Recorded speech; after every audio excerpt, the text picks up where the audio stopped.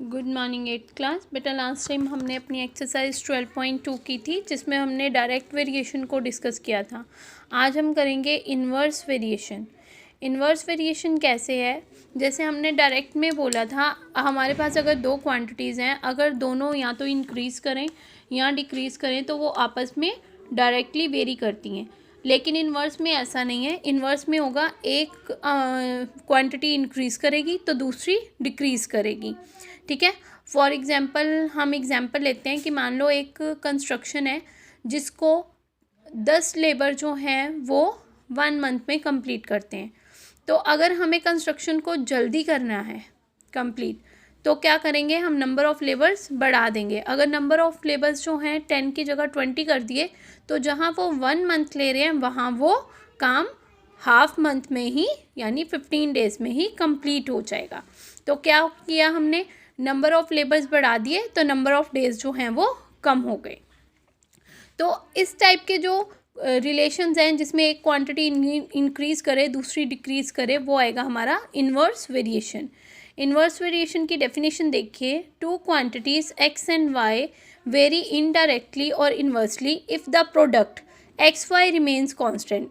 उसमें हमने रेशो की बात की थी, इसमें हम प्रोडक्ट की बात करेंगे।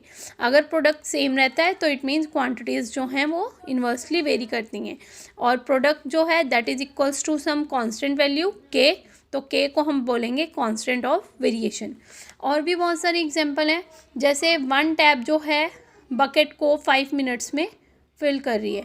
अब अगर हम उस टैप की जगह एक टैप और एक्स्ट्रा लगा दें, यानी पानी टैब्स जो है नंबर ऑफ़ टैब्स बढ़ गई तो पानी फिल जो है वो कम टाइम में होगा। ठीक है। तो ऐसे और भी एग्जांपल हैं। जैसे जैसे आप इक्वेशंस पढ़ोगे आपको पता चल जाएगा क्वांटिटीज़ आपस में कैसे इन्वर्सली वेरी करती हैं। ठीक है।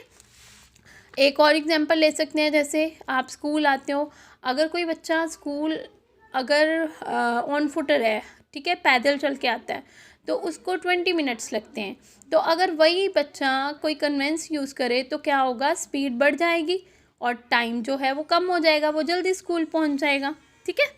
तो 12.3 का फर्स्ट क्वेश्चन जो है वो आपको यही देखना है कि which of the following are inverse proportion, कौन सी जो है इनमें से इन्वर्स प्रोपोर्शन है। जैसे फर्स्ट है the number of books you buy and their total cost. जैसे जैसे आप नंबर ऑफ़ बुक्स बढ़ाओगे कॉस्ट भी बढ़ जाएगी, तो फर्स्ट वाले का आंसर आएगा नो। सेकंड है the time taken to fill a tank and the number of pipe, तो इसका यस आएगा, बिकॉज अगर एक पाइप से टैंक फिल करेंगे तो ज़्यादा टाइम लगेगा, नंबर ऑफ़ पाइप इंक्रीज़ कर देंगे तो टाइम कम लगेगा। ऐसे ही बाकी आप दोनों भी खुद देखोगे। अब नेक्स्ट है sum number 2, complete the following table. इसको हम कैसे कंप्लीट करेंगे, देखिए एक्सरसाइज 12.3 सम नंबर 2 है हमारा, टेबल कंप्लीट करना है।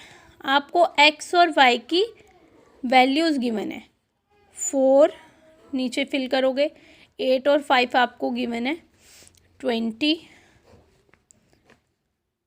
40 एंड 2.5। अब आप देखिए टेबल कैसे कंप्लीट करना है। अभी मैंने बताया था आपको कि ये इन्वर्सली वेरी अगर कर रहे हैं तो एक्स वाई का प्रोडक्ट सेम आएगा। अब एक जगह आपको एक्स और वाई दोनों वैल्यू दी हैं, यानी 8 × 5, तो 8 5 ज़ा 40। अब हम टेबल कंप्लीट करेंगे तो 4 और 4 का प्रोडक्ट हम किससे लें तो 40 आएगा, 4 10 ज़ा 40, यानी वाई की वैल्यू 10, तो 4 10 ज़ा 40 हो गया, 20 2 ज़ा 40 और यहाँ पे 41 ज़ा 40। अब 2.5 को आपने देखना है किससे मल्टीप्लाई करेंगे ताकि आपके पास जो है 40 आए, तो इसको मल्टीप्लाई करेंगे 16 से। ठीक है। तो ऐसे आपका टेबल जो है कंप्लीट हो जाएगा। नेक्स्ट देखिए sum number 3, Rahul can drive to Haridwar in 4 hours at 60 km/h. How long will he take if the speed is reduced to 40 km/h? अगर राहुल हरिद्वार ड्राइव करता है 60 किलोमीटर पर आवर की स्पीड से, तो उसको 4 घंटे लगते हैं। अगर वो स्पीड कम कर देगा तो टाइम क्या है, बढ़ जाएगा। तो यहाँ से पता चल गया कि these quantities are inversely related. अब सबसे पहले हमें दी हुई है स्पीड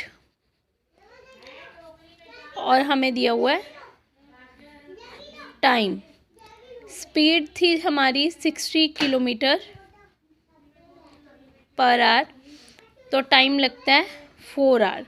अगर स्पीड हो जाए 40 किलोमीटर पर आवर तो टाइम आपको फाइंड करना है। अब इसमें हम क्रॉस मल्टीप्लाई नहीं करेंगे, हम प्रोडक्ट लेंगे 60 इंटू 4 एंड 40 इंटू एक्स।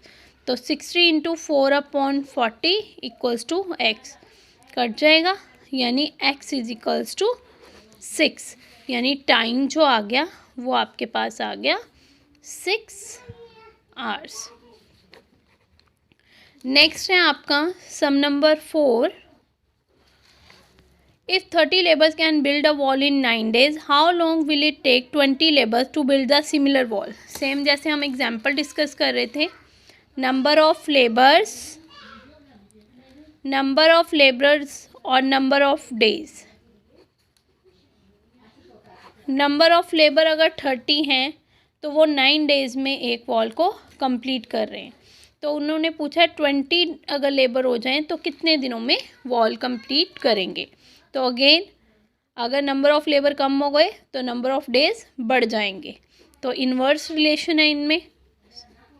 तो प्रोडक्ट लेंगे 30 इंटू 9, 20 इंटू एक्स। एक्स की वैल्यू फाइंड करनी है, डिनोमिनेटर में आ जाएगा, ये आ गया 27/2। तो इसको हम मिक्स में चेंज कर लेंगे, तो x आ गया 13:1/2, यानी नंबर ऑफ डेज आ गए आपके पास 13 कंप्लीट डेज एंड 1/2 डेज। ठीक है, जहाँ 30 लेबर 9 days ले रहे थे, अगर 20 नंबर ऑफ लेबर रिड्यूस कर दिए तो दिन जो हैं वो बढ़ गए। और भी बहुत सारे सम्स हैं, सेम पैटर्न पे चलेंगे। जैसे नेक्स्ट है 24 man can construct a road in 18 days। 24 man जो हैं एक रोड को 18 days में कंस्ट्रक्ट कर रहे हैं, तो हाउ मैनी एक्स्ट्रा मैन, आपको बताना है कि कितने एक्स्ट्रा और लगाने पड़ेंगे to complete the road in 12 days, कि रोड वर्क जो कंप्लीट करने का है वो 12 days में पूरा हो जाए। तो यहाँ पे लिखेंगे number of man and number of days. तो हमारे पास है बेटा 24 मैन है, तो वो 18 days लेते हैं। तो अगर 12 days में काम कंप्लीट करना है तो कितने लोगों की और ज़रूरत पड़ेगी। तो first of all we take the product. अब यहाँ से x की वैल्यू निकालेंगे, तो 12 से डिवाइड कर देंगे, तो x आ गया हमारा 18×2 = 36। अब उन्होंने एक चीज़ यहाँ पे पूछी है, how many extra man. Extra man मतलब कि कितने और, 24 तो पहले ही काम कर रहे थे, तो एक्स्ट्रा कितने लगाने पड़े। तो extra man to be employed that is equals to 36 - 24। तो टोटल कितने हैं 12 मैन, यानी अगर 12 बंदे और ऐड हो जाएं तो वो काम जो है वो जल्दी फिनिश हो जाएगा। तो 2-3 एग्जाम्पल हम और डिस्कस करेंगे, बाकी सेम पैटर्न पे सारे सम्स हैं, तो आप खुद ट्राई करोगे। तो कुछ क्वेश्चंस जो हैं वो मैं आपको PDF बना के बेटा भेज दूँगी। Thank you.